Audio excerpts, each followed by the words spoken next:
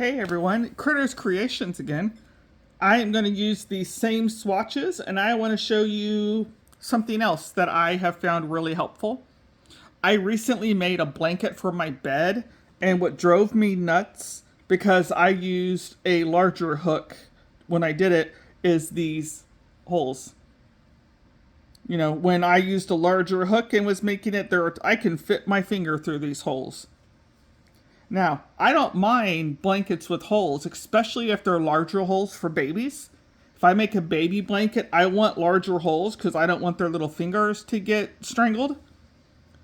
But sometimes that just doesn't have the look I want. So I started this piece, and you can see it has the holes, the gaps in between. I don't know the formal name for this. I am completely self-taught. Watch YouTube, read to try, and that's where I pick these things up. I don't know what this is called. I've always referred to it as an interlocking double crochet. I am going to try not to use words like left and right because I am left-handed, and if I flip this video for right-handers and I'm using words like left and right, I am going to confuse people.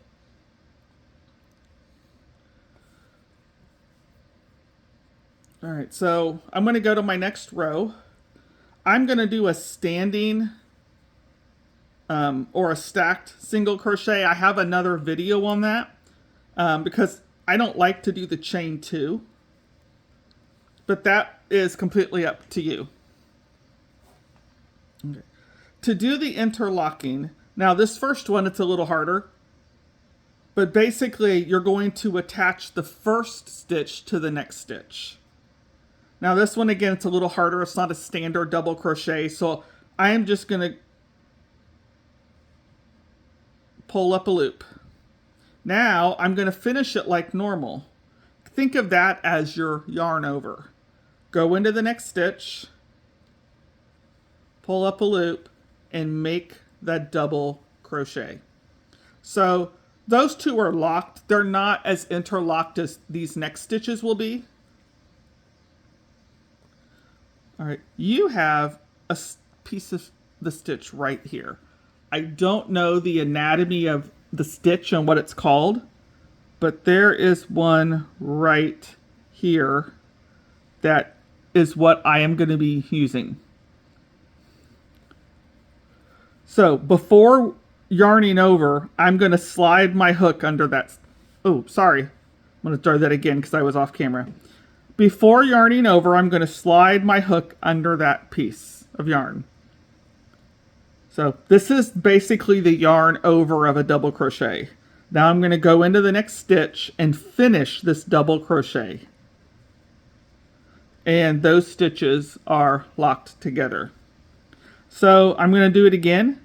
That piece of yarn is right there.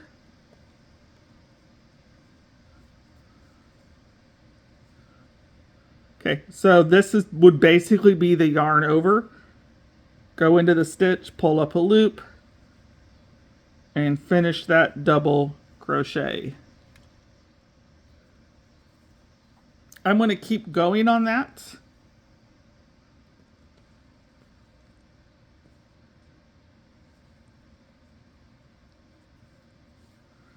All right, slide the hook under, pull up a loop, into the stitch, and just finish that double crochet.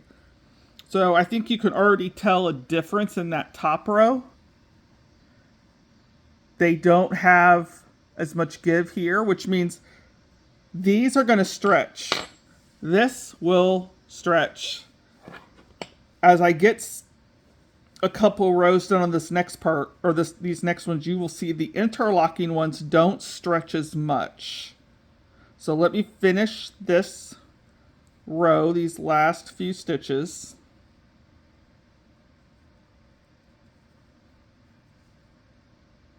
This is a stitch I've recently learned. I've done a lot of practice with it. I haven't been making a project that requires this. I was doing some cardigans that had some other stitch requirements, so it didn't need this. It's pretty much all half doubles. and singles. All right, so let me go into this.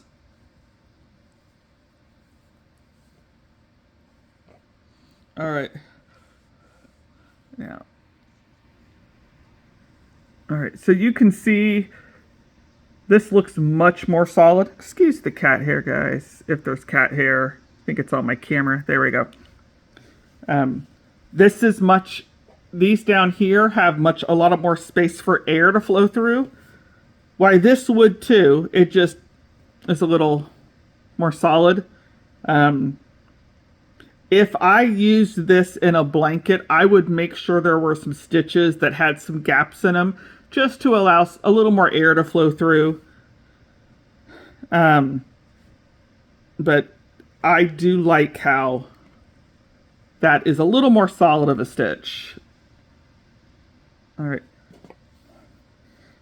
I have a video on my stacked single crochet because I don't like starting with the chain 2. If you look at,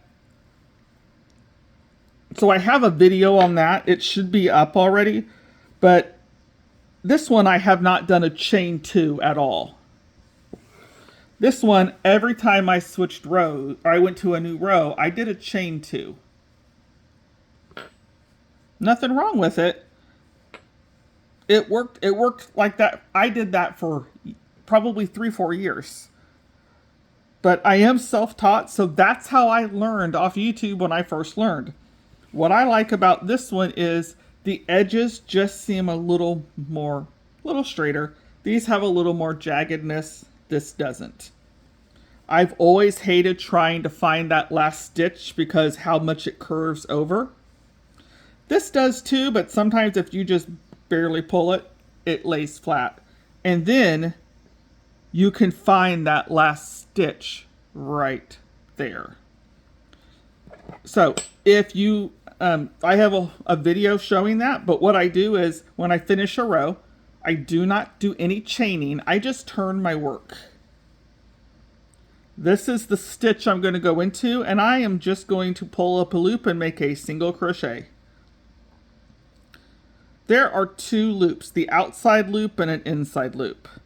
I'm going to slide my hook under the inside loop,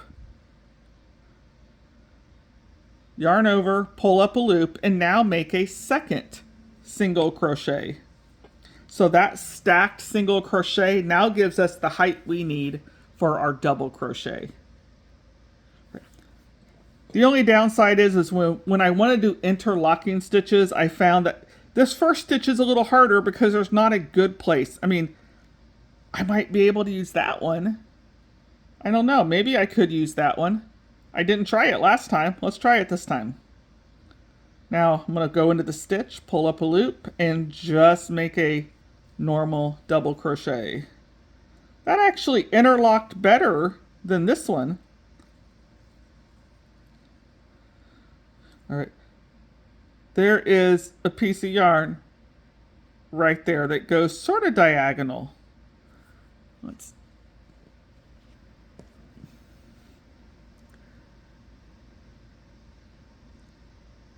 So it's that piece of yarn. I am going to slide my hook under that.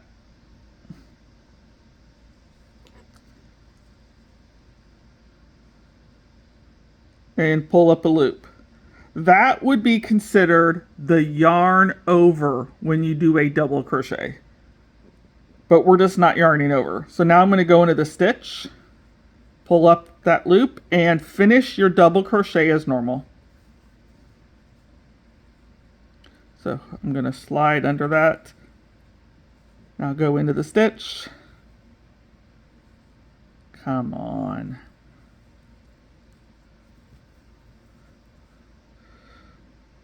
Slide under that, pull it up there. And I'm going to finish this row and I will be back. All right, so I am ready to do the last stitch in this row. And I mentioned I always had trouble with this. If I didn't get it in just the right stitch, I felt this gaped. I felt it would gape open. You can't even see that, goodness.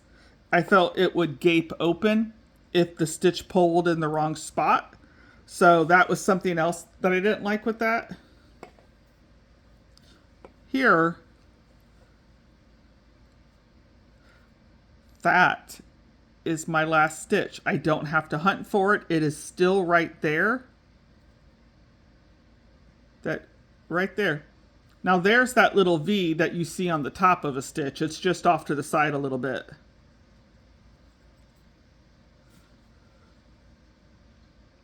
So interlock it, go into this one, and finish that single crochet. So if I stretch it a little bit, you can see that those bottom rows have a lot more gap than the top. There's always going to be a little bit of space in yarn, but if you're making something where you don't want all of these spaces, interlocking stitches is the way to go. I don't typically do this with half doubles. I find the half doubles I don't have as big of a concern with. Doubles and triples, absolutely. And in fact, in a triple, you interlock it twice. Let me go to the next row and just do some triples. All right, so in my video about the stacked single crochet instead of chaining two, I did mention triples. So I'm going to make a single crochet, go under that inside loop, make another single crochet, and again there are two loops. I want to go under that inside loop and make a final third single crochet. So I haven't done this before in the beginning with a treble, but I know we're going to go in, pull up a loop. That would be our first yarn over. We're going to go in again, pull up a loop. That would be our second yarn over, and then we go into the stitch and we finish the triple.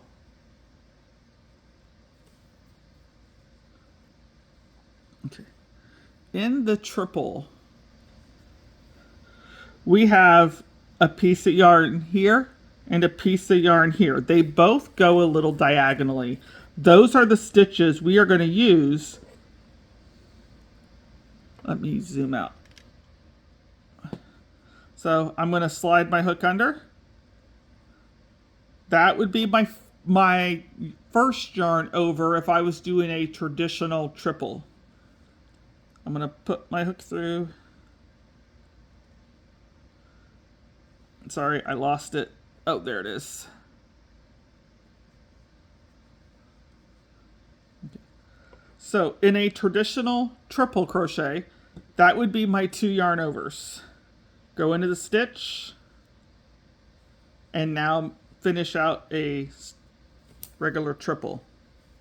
I want to do one more of these.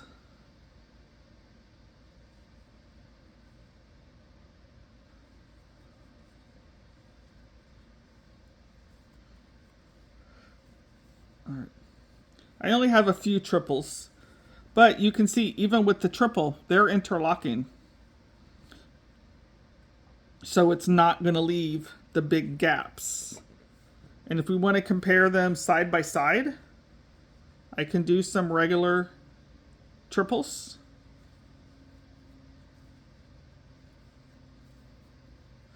One, two.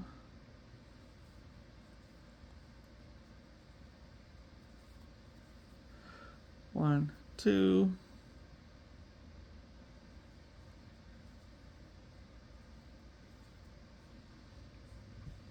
All right, so I think I have 3 interlocking. Okay, I have a few here. Okay, I think I have 3 interlocking triples and 3 triples that are not interlocking. So you can just see these have much bigger gaps. Again, these gaps are really small. So I'm sure there are other ways to do interlocking stitches. If you know, please let me know what those are called. I would love to learn more. I'm always looking to up my game in crochet. If you have questions, please throw them in the comments and I'll see if I can answer those. I am self-taught off YouTube, so I've never had anyone sit down and teach me besides YouTube videos. So a lot of times I just struggle through it and figure things out myself. So I'm always looking to learn new tips and tricks. Thanks, guys. Bye.